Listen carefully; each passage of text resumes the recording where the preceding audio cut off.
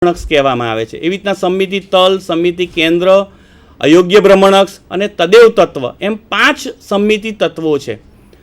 મિત્રો અહીંયા દરેકની સંજ્ઞા જે સમમિતિ તલને સિગ્મા વડે, સમમિતિ કેન્દ્રને આઈ વડે, અયોગ્ય ભ્રમણઅક્ષને એસએન વડે અને તદેવ તત્વને ઈ વડે દર્શાવવામાં આવે છે।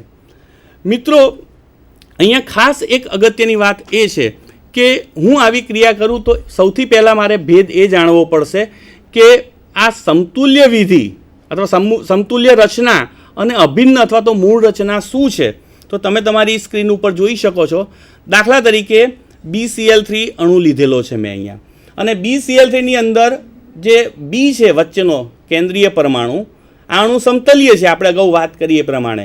તો સમતલ અને બીને લંબરૂપ, સમતલને લંબરૂપ અને બીમાંથી પસાર થતી એવી અક્ષ જે છે એની ઉપર જો હું ઘડિયાળના કાંટાની દિશામાં 120નું ભ્રમણ કરું તો તમે અહીંયા સ્ક્રીન ઉપર જોઈ શકો છો મિત્રો કે સૌપ્રથમ અહીંયા 1, 2 અને 3 એમ 3 પરમાણુઓ જે છે એને મેં લેબલિંગ કરેલું છે।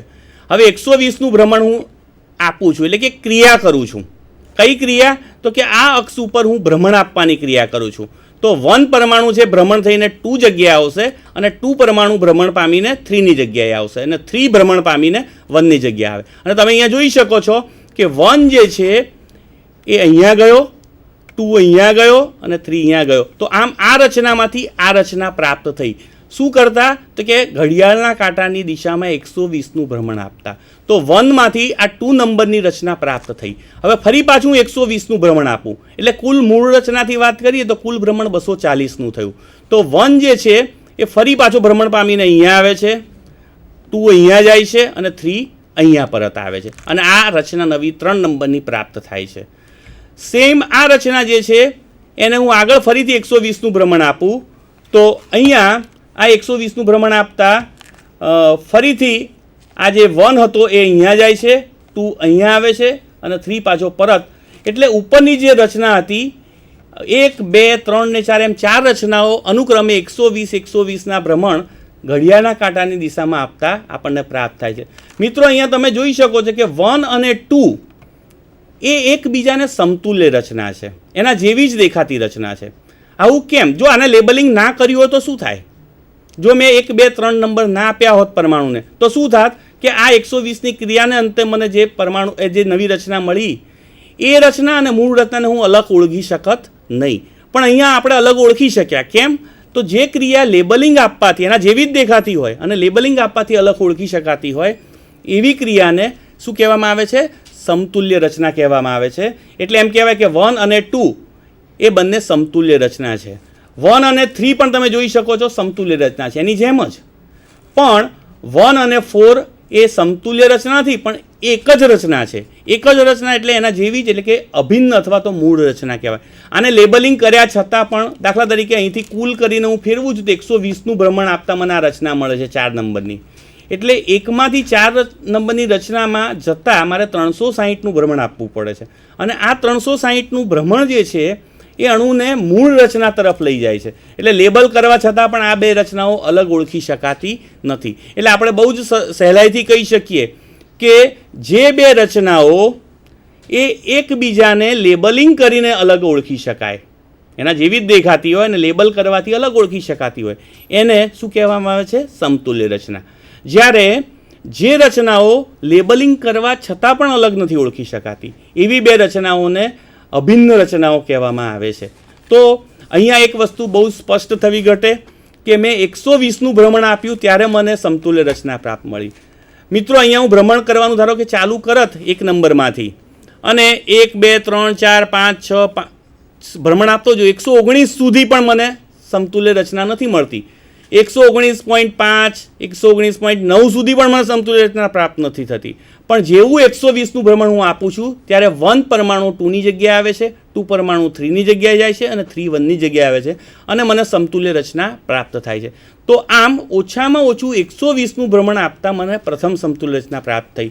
એટલે મિત્રો અક્ષ ઉપર આ જે ભ્રમણની ઘટના મેં કરી, 120નું ભ્રમણ આપ્યું એનાથી મને સમતુલ્ય રચના પ્રાપ્ત થઈ, માટે આ અક્ષ ને યોગ્ય ભ્રમણઅક્ષ કહેવાય અથવા તો સમમિતિ અક્ષ કહેવાય, અને એ જે ભ્રમણ કર્યું મેં એને સમમિતિ ક્રિયા કહેવાય। તો જે સમમિતિ ક્રિયાને અંતે સમતુલ્ય અથવા તો અભિન્ન રચના મળતી હોય એવી ક્રિયાને સમમિતિ ક્રિયા કહેવાય.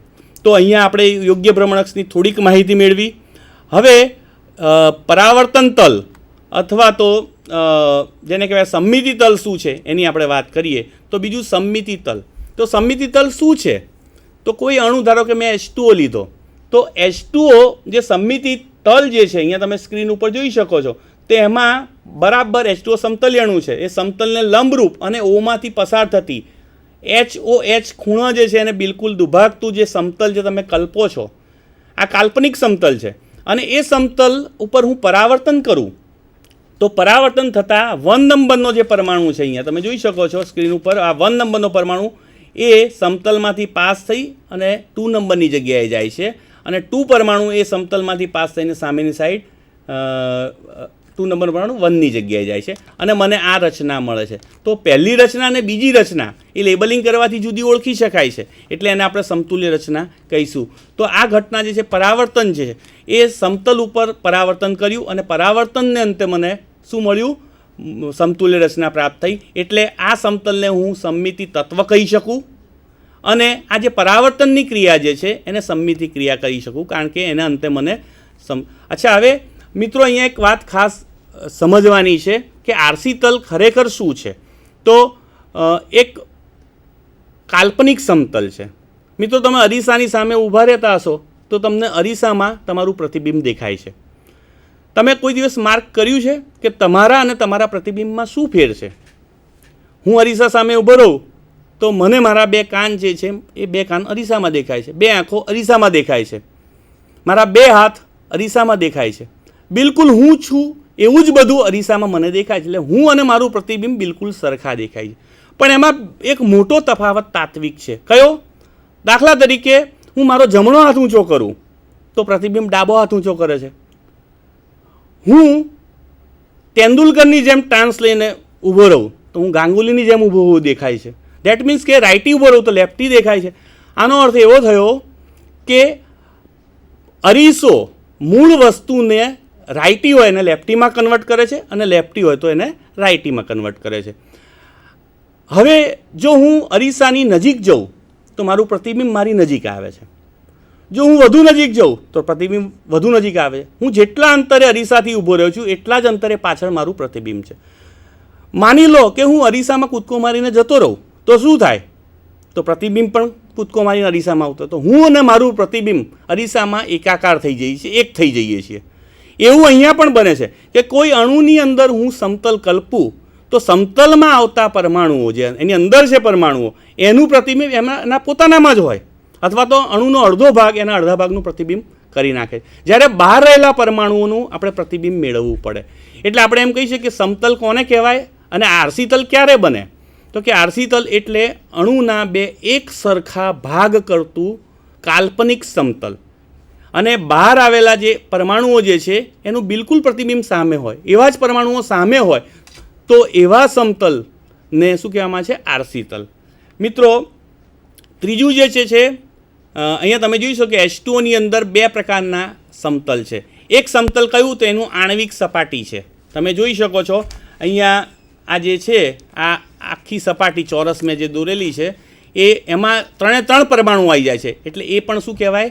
આણ્વીય સમતલ કહેવાય, આરસી તલ કહેવાય. અને બીજું જે છે આ ઊભું સમતલ જે અણુના 2 એક સરખા ભાગ કરે છે અને આ ભાગ એ બિલકુલ આ ભાગ જેવો જ છે, બરાબર? એટલે રાઇટી ભાગ એ લેફ્ટી જેવો છે અને પરિણામે આમ H2O ના અણુમાં 2 આરસી તલ અસ્તિત્વ ધરાવે છે. મિત્રો ત્રીજું જે છે આપણું સાધન સમમિતિ નક્કી કરવાનું એ છે બિંદુ, એટલે કે જેને સમમિતિ કેન્દ્ર કહેવામાં આવે છે. કોઈ એક બિંદુ હોય અને એ બિંદુ ઉપર જો હું પરાવર્તનની ઘટના કરું, એટલે બિંદુ જે છે એની બહાર રહેલા બધા જ પરમાણુઓ એને બિંદુમાંથી પાસ કરે. ધારો કે એક પરમાણુ છે આર્યો એ, બરાબર? એને બિંદુમાંથી હું પાસ કરું એક રેખા દોરી અને એ રેખાને બીજી તરફ લંબાઈને એટલા જ અંતરે જો મૂકી દઉં, બરાબર? આવું બધા જ પરમાણુ માટે કરું તો એ ક્રિયા જે મેં કરી એટલે કે બધા જ પરમાણુને બહારના બિંદુની બહારના બધા જ પરમાણુને બિંદુમાંથી પસાર કરી એ જ રેખા ઉપર એટલા જ અંતરે જો મૂકી દો તો એવી ક્રિયાને શું કહેવામાં આવે છે? ઉત્ક્રમણ. તો જેવી રીતે સમતલમાંથી પરાવર્તનની ઘટના થાય છે, એવી રીતના બિંદુમાંથી જ્યારે પરાવર્તન કહેવામાં આવે તો એને ઉત્ક્રમણ કહેવામાં છે. તમે અહીંયા ઉદાહરણમાં સ્ક્રીન ઉપર જોઈ શકો છો કે H2O2 છે.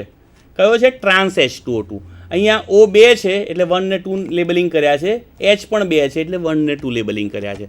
તમે જુઓ છો અહીંયા સેન્ટરમાં જ્યાં કોઈ પરમાણુ નથી એવી જગ્યાએ એક બિંદુ, જે કેન્દ્રીય બિંદુ છે, એમાંથી જો તમે બહાર રહેલા બધા જ પરમાણુ, દાખલા તરીકે H1 છે, એને હું આ કેન્દ્રમાંથી પાર કરી અને સામેની દિશામાં એટલા જ અંતરે જો હું મૂકી દઉં તો H2ની જગ્યાએ જતો રહે.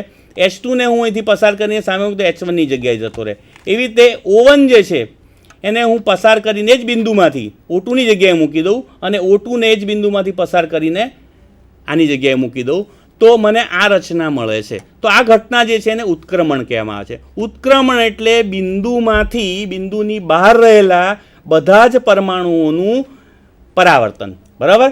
અને આ ઘટનાને અંતે જો મને સમતુલ્ય કે અભિન્ન રચના મળતી હોય, અગાઉ વાત કરી એમ, તો એને શું કહેવામાં આવે છે? ઉત્ક્રમણની ક્રિયા, બરાબર, અથવા તો સંમિતિ ક્રિયા કહેવામાં. તો અહીંયા પણ ઉત્ક્રમણ ક્રિયા જે છે સંમિતિ ક્રિયા બને છે.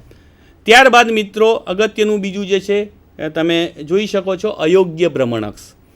અયોગ્ય ભ્રમણક્ષનો વધુ ખ્યાલ જ્યારે યોગ્ય ભ્રમણક્ષ અને સંમિતિ તલ ડિટેલમાં ચાલશે ત્યારે તમે વધુ મેળવી શકશો. પણ મિત્રો અયોગ્ય ભ્રમણક્ષ એટલે શું? તો કે કોઈ એક અક્ષ ઉપર પરાવર્તન એ ભ્રમણ, અક્ષ ઉપર આપણે ભ્રમણ કરીએ. ધારો કે એક અક્ષ જે છે એની ઉપર હું ભ્રમણ કરું અને પછી એને લંબરૂપ સમતલમાંથી પરાવર્તન કરું. એટલે આ બંને ક્રિયાઓ ભેગી, એટલે બે સાધનો વાપર્યા મેં, અક્ષ અને પરાવર્તન. આ રીતે અક્ષ અને લંબરૂપ તલમાંથી પરાવર્તન. તો બંનેનું કોમ્બિનેશન, બે મેં સાધનોનો ઉપયોગ કર્યો, અક્ષ અને સમતલ. આ બંનેનું અક્ષ ઉપર ભ્રમણ કર્યું અને લંબરૂપ સમતલ જે છે એનામાંથી પરાવર્તન કર્યું. તો અહીંયા તમે સ્ક્રીન ઉપર જોઈ શકો છો કે અહીંયા CH4 છે, એમાં આ C2 અક્ષ છે. અત્યારે C2 અક્ષ તમને ખ્યાલ નહીં, આપણે એક અક્ષ મેં કલ્પેલી છે. આ અક્ષ ઉપર હું 180નું ભ્રમણ 90નું ભ્રમણ આપું છું. તો આ એચ જે છે અહીંયા વચ્ચે આવશે, આ અહીંયા આવશે, આ જે બીજી રચના બતાડી છે એવી રચના ઉત્પન્ન થશે. અને પછી એને લંબરૂપ સમતલ જે લાલ રંગે દર્શાવેલું છે અહીંયા, એની ઉપર હું પરાવર્તન કરું તો ઉપરનો નીચે આવતો રહેશે આ બંને, અને નીચેના બે પરમાણુઓ ઉપર જતા રહેશે. અને આના જેવી જ બિલકુલ રચના અહીંયા પ્રાપ્ત થઈ. તો તમે જોયું કે ભ્રમણ અને પરાવર્તન બંને ઘટનાઓને અંતે, બંને ક્રિયાઓને અંતે આપણને આવી રચના પ્રાપ્ત થઈ સમતુલ્ય. એટલે આવી જે છે એને અયોગ્ય ભ્રમણક્ષ તરીકે ઓળખવામાં આવે છે. મિત્રો પાંચમું જે છે ઉદાહરણ એ તદેવ તત્વ છે. તો આ તદેવ તત્વ શું છે એની આપણે થોડીક વાત કરી લઈએ. તો તદેવ એટલે મૂળ અથવા તો અભિન્ન રચના આપતું તત્વ. એના પર ક્રિયા કેવી? તો કે તદેવ વિધિ એને કહેવામાં આવે છે. તો તદેવ વિધિ કેવી રીતે? તો જેવી રીતે આપણે મિત્રો અહીંયા ખાસ જેવી રીતે મિત્રો આપણે એમ વાત કરીએ કે દાખલા તરીકે બિંદુ છે. બિંદુ એટલે આપણે એને શું કહીએ છીએ? ઉત્ક્રમણ બિંદુ, સંમિતિ બિંદુ. એના ઉપર આપણે ઉત્ક્રમણ ક્રિયા કરી હતી. આરસી તલ હતો સમતલ, જેના ઉપર આપણે પરાવર્તનની ક્રિયા કરી હતી. અક્ષ લીધેલી, એના ઉપર આપણે ભ્રમણ કર્યું હતું. તો આ બિંદુ, સમતલ, અક્ષ બધું આપણે જોઈ શકીએ છીએ. અયોગ્ય ભ્રમણક્ષમાં અક્ષ અને સમતલ બે છે, પણ અહીંયા તદેવ વિધેય છે નિરાકાર છે, એનો કોઈ આકાર નથી. જે રીતના ભગવાનને કોઈ આકાર નથી એવી રીતના તદેવ વિધેય જે છે એ સિમેટ્રીનો ભગવાન છે, એને કોઈ આકાર નથી, પણ છતાં એ નિરાકારી તત્વ વડે બધી જ ક્રિયાઓ કરી શકે. પણ એ ક્રિયાના અંતે શું મળે છે? તો કે મૂળ સ્વરૂપ અણુનું. તો જે ક્રિયાથી અણુનું મૂળ સ્વરૂપ પ્રાપ્ત થાય એવી ક્રિયાને તદેવ વિધિ કહેવામાં આવે છે. મિત્રો દાખલા તરીકે અક્ષ ઉપર 360નું ભ્રમણ, અણુ પોતે જ મળે એટલે મૂળ રચના પ્રાપ્ત થઈ.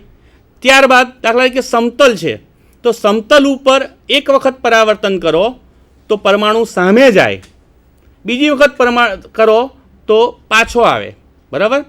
અત્યારે તમે અહીંયા ધ્યાન આપશો સ્ક્રીન ઉપર નહીં.